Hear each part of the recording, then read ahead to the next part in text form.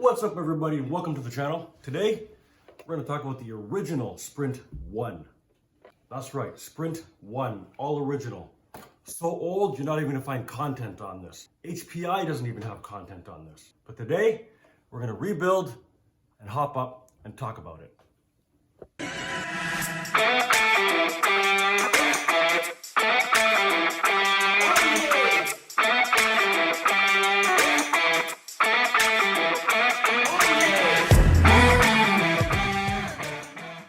Okay, we're back, and this is my HPI Sprint 1, back from 2002.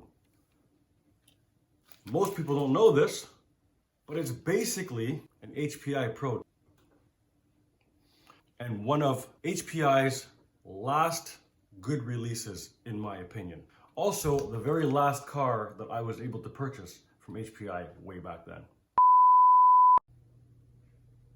So, this is the part where I'm supposed to cut to the footage of me working on the car. As you can see, it's done. But I don't have the footage. I deleted the footage. I don't know how it happened. So instead, what I'm going to do, we'll look at the car while we talk about it. All right, let's go to that footage.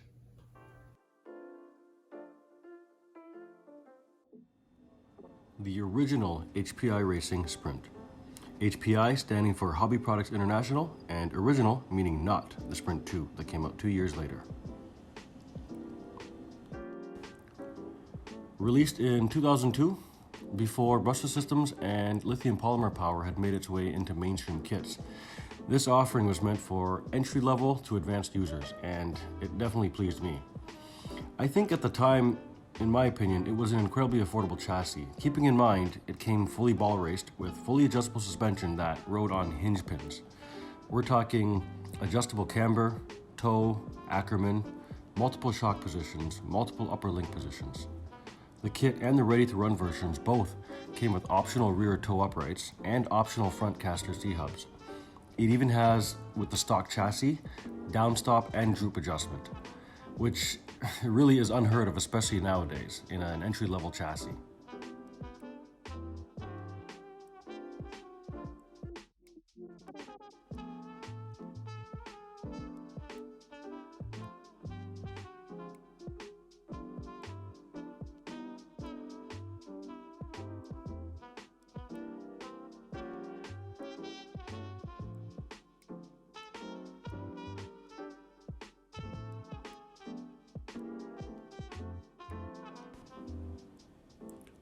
Check out the super low profile.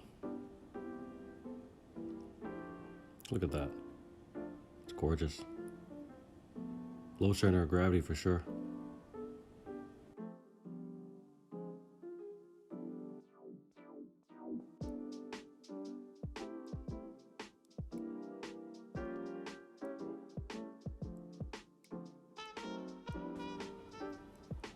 This upgrade carbon fiber chassis has extra holes, just like the original Pro chassis. And I believe that is to move your battery post so that you control the length, the width, and the height of your battery, as well as the position, which is quite incredible. The adjustment is unreal.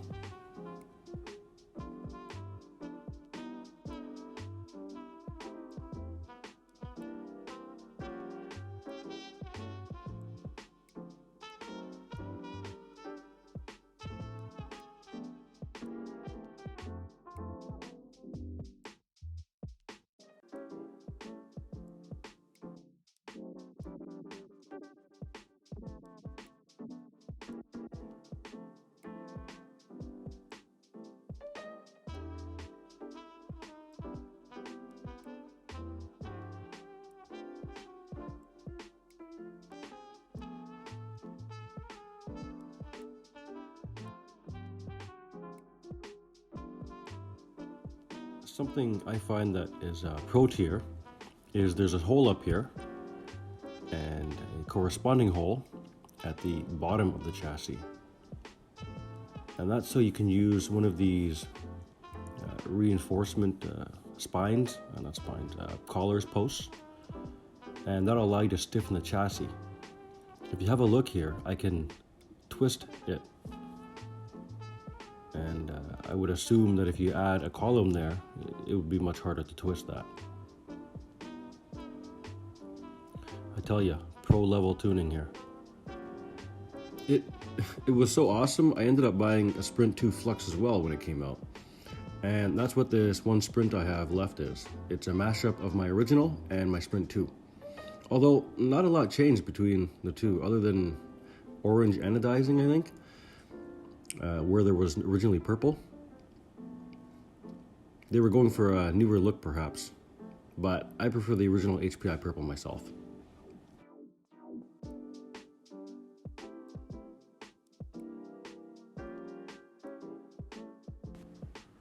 I originally ran the stock chassis on pavement, so inevitably I had to cut out a section of the back here of the diff housing because rocks were getting stuck in there and chewing up the belt and everything, and they were getting sucked in from, there used to be a big hole underneath there on the stock chassis, and sometimes they would even enter from the top.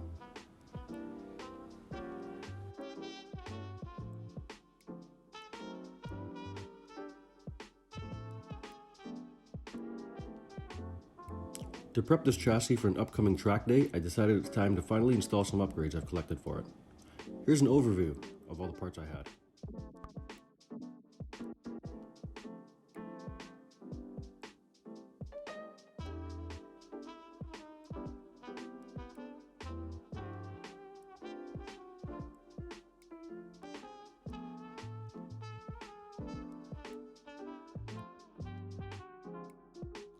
I picked up front and rear belts, the bottom plate chassis, the upper plate chassis, and this looked really cool, so I grabbed an orange motor stiffener. Outdrives front and rear, the universals to go with them, and I don't know where my uprights and C-hubs went, so I went ahead and got the ones I'm missing in aluminum, and a steel spur gear is a must. At the time of writing this script, only the Sprint 2 gets posted for sale, never the Sprint 1. Facebook Marketplace, Kijiji, eBay. And most are asking 200 bucks Canadian, half of what it was brand new. That's a pretty decent deal. Just be careful to inspect the wear. Axles, belts, and bearings alone can be a pretty penny, not to mention stainless or titanium hinge pin replacements. To help you understand the pedigree of this chassis, let's go back in time, all the way back to 1995, 9 years after the birth of HPI, when the HPI Pro was released, catching the attention of every other touring car manufacturer at the time and letting them know HPI was here to race too. And over the next 9 years, HPI released a total of 4 electric Pro chassis, the last one being the first shaft drive electric chassis from HPI. I believe we have the Pro 4 to thank for the newest shaft drive chassis from HPI, the E10 and the Sport 3, which is kind of a little bit weird because the original Sports from HPI were belt drive. But neither here nor there, shaft is more durable.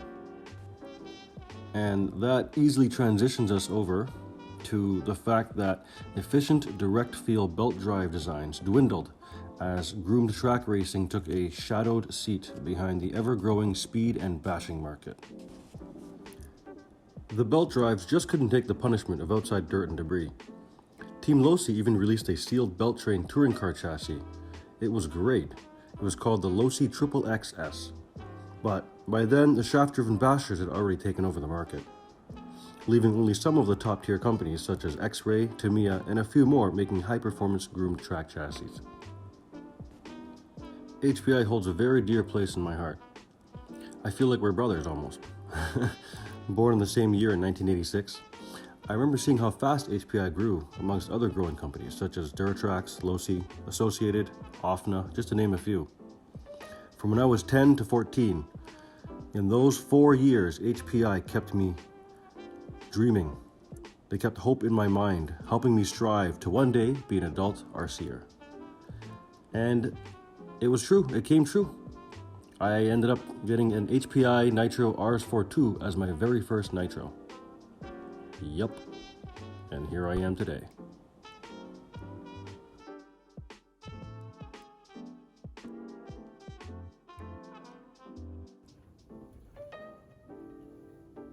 Okay, thank you for joining me. If you're still here, you probably enjoyed the video, and that's good to know. That's really good to know. Hopefully, you enjoyed my All About the Sprint series here, and that's it for the video. Again, thank you very much for joining me. See you in the next one.